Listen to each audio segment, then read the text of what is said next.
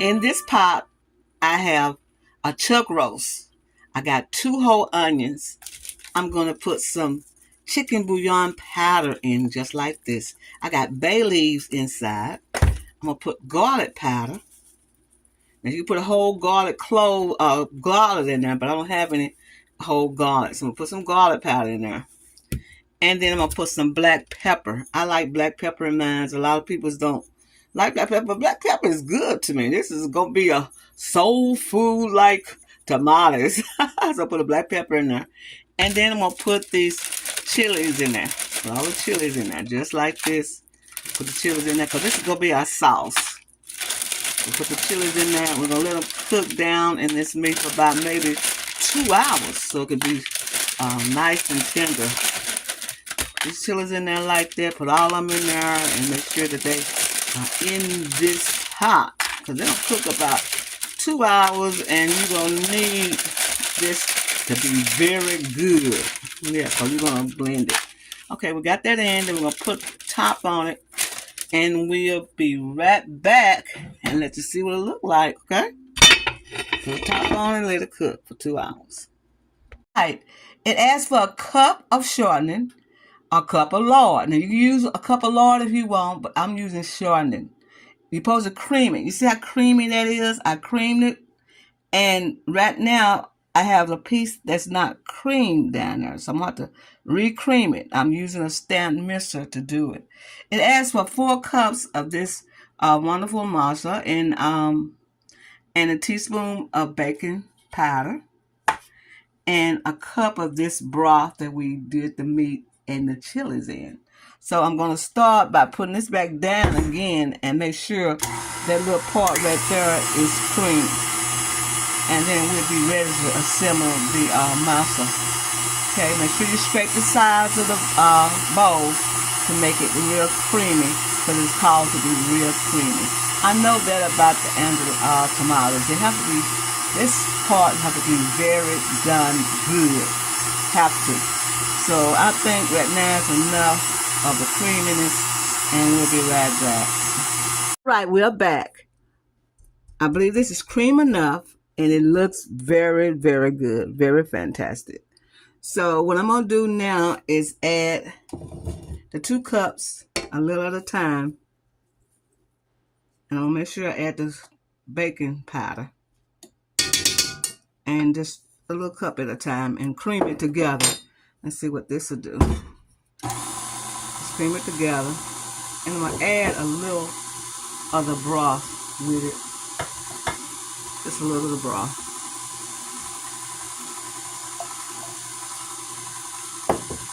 Okay. See how that looks. Looks pretty good. Add some more. Now you can add broth, chicken broth or beef broth, instead of using the broth that you cook the meat in. But it don't matter. You use what you want. Okay, that's 1 cup. That's 2 cups right there, so we'll put 2 more cups in. And then we'll put the cup of broth in. Okay. It's another cup. It's 2 cups. Okay. And then I'm going to put the broth in. A cup of broth. Okay. Let's see how that goes. Okay. Sure. Get that in there like that. This is a very important part right here, y'all. This part right here. Very important. So I'm going to cut it up a little bit. Get it to work. Put some more liquid in.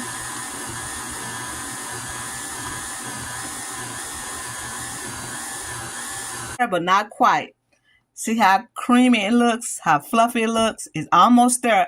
I had to put more broth in it because you have to use your judgment, because you want to make sure it's right. Everything is perfect.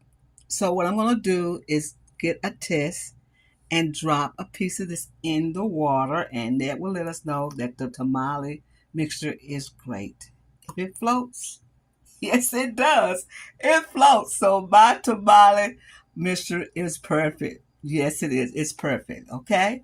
This is where it's supposed to look. It's supposed to float like that. And this is how it's supposed to look to get ready to do those tamales. Our meat is done. I haven't shredded it yet. The peppers is inside this blender. Make sure you take all the seeds out the dry peppers, the chilies, when you get ready to put them into the pot with the onions and the seasons and the the bay leaves and all the cumin and everything in this right here. Now this is the leftover broth that came from the beef right there. I added an extra can of enchilada sauce. I didn't buy those tomatoes to put in here. I didn't do that because it was just too much for me to do to put all that in here. And you could just easily buy a can of enchilada sauce and add with this. Yes, it's easy. I tell you, I'm going to show you how to do something easy and make sure it tastes good. And you can buy all those tomatoes, the Roman tomatoes and chipottinos, whatever you call those green tomatoes. You can buy those, but I didn't buy them. I just got this right here, the red sauce, and that's enough, I think. Now, you can go by the recipe and buy all that. Now, what I'm going to do now is blend this together. I'm going to push it a little bit. And see if I need any more of this liquid inside. Let's see. Yes, I do. I need some more of the enchilada sauce inside. Now, next, Sandra, how are you fixing something different from the way the recipe is supposed to be? A recipe is what you make it, y'all. Believe me, a recipe is what you make it. And if you make it, you make it. If you don't, you can do substitutes. Now, getting all those tomatoes and stuff, like I said, other ingredients, it's fine. But I didn't want to do it. No, I didn't. I didn't want to do it. So I'm going to put it in. And the sauce is getting thick, y'all. Look at that. The sauce is getting thick.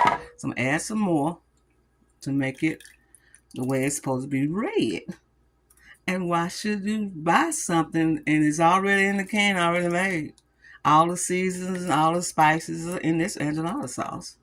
So why should you just buy the tomatoes and put all that in there? Because cutting costs us, y'all. Cutting costs us. We got to cut these costs. Okay, and then we're going to finish doing this and we'll be right back. See how red the sauce look? See that? Look. Be right back, y'all. Pouring the sauce into another pan. And it smells fabulous, y'all. It smells good. Now you can add more season to this if you like. Look how beautiful that is. That is so beautiful. Oh, look at that. Look at that. Look at that. That looks delicious. So what we're going to do, oh, I dropped the, what you calling it, y'all? Sorry. It's a regular kitchen, y'all. I don't have anyone to say, stop, Sandra, let's start over again. But this is the sauce. So what I'm going to do now is shred the meat because the meat goes into the sauce. So we're going to cut this on and get this warm. Get it warmed up again. And we're going to add more season to it if we want to. We have to add the meat to this and it has to be warm. It smells good and delicious. Look at that, y'all. Oh my goodness, look at the sauce. It looks delicious and it smells wonderful. Be right back. Added some more garlic powder, some cumin. I add some more bouillon powder, the beef or the chicken, either one you like. A little cayenne pepper and some parsley flakes and oregano. Just stir this all up in there and give it another little flavor, y'all. Just another little more spicy flavor. Just blend it. Just blend it like that. Blend it. And that'll be enough. And then you're going to add the meat. I have already shredded the meat. So I'm going to shred the meat. I'm already shred the meat. What is wrong with me this morning? I shred the meat. And here's the meat right there. All the meat is shredded. The roast is shredded. I'm going to pour it in this thing just like this. There you go, the shredded beef. I'm telling you, y'all.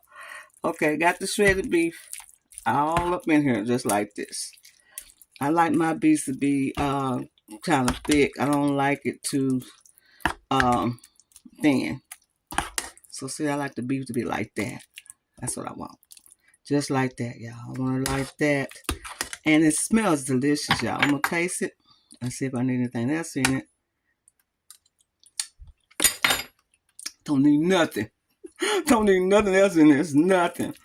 It is fabulous. It's wonderful, y'all. I'm telling you, it's wonderful. I'll be right back and show you what we're going to do next.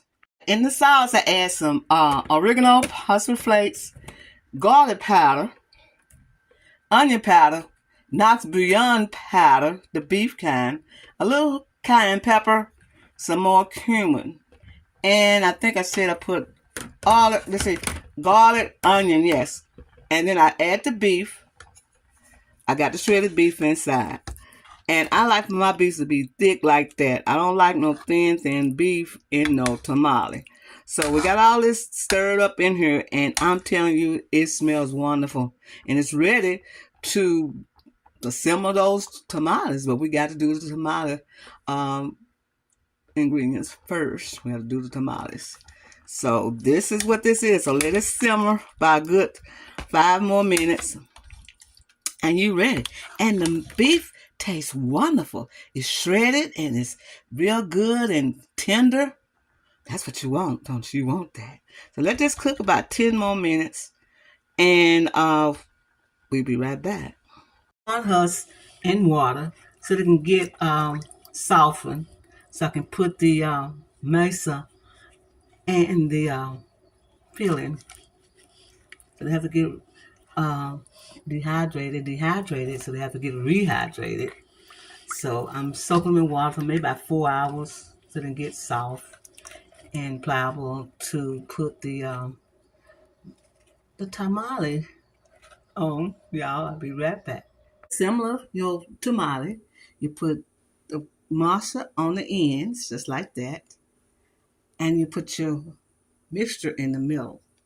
Then you're going to flop it over just like that, and then you're going to bring it up like that. Ain't that simple? And you're going to add it to your steamer like that. I have them all inside, and we'll be right back about 2 hours because it takes that long for them to cook.